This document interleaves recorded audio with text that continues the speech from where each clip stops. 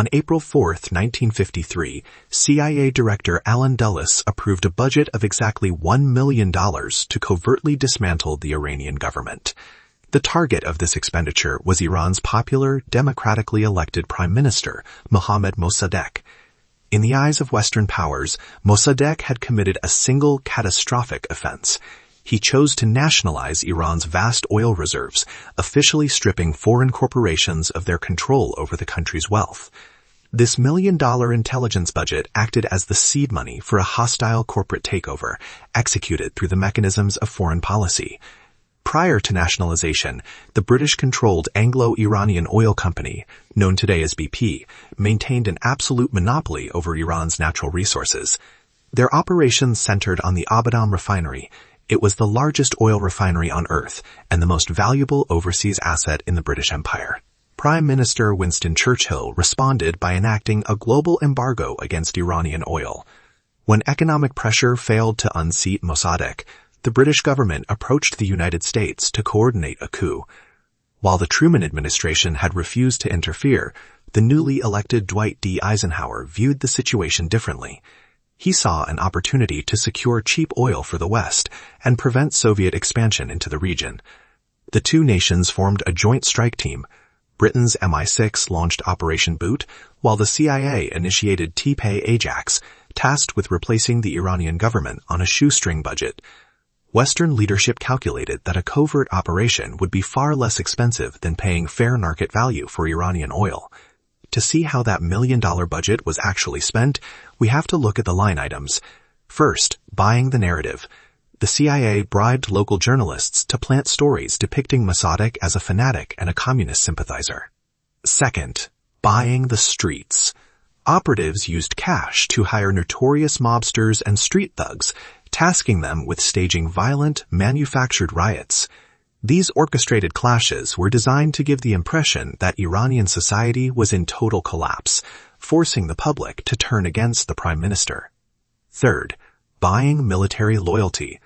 The CIA promised massive payouts to Iranian officers, including General Fazlollah Zahedi, a former Nazi sympathizer chosen by the Americans to serve as the new head of government. The CIA did not just observe a crisis, they built one. This operation demonstrated that a democracy could be dismantled from within if the right saboteurs were funded. The operation culminated on August 19, 1953. Purchased mobs and bribed military units besieged Mossadegh's residence, leading to the deaths of up to 300 people. Pro-coup forces paraded through Tehran, signaling the successful capture of the state. Mosaddegh was arrested and sentenced to years of solitary confinement and house arrest. In his place, the young Mohammad Reza Pahlavi, the Shah, was restored to absolute power. The economic payoff followed immediately. A new oil consortium was formed, ensuring 50% of Iran's oil profits flowed back to American and British corporations. For an initial $1 million investment, the CIA established a low-cost template for regime change that secured Western energy dominance for a generation.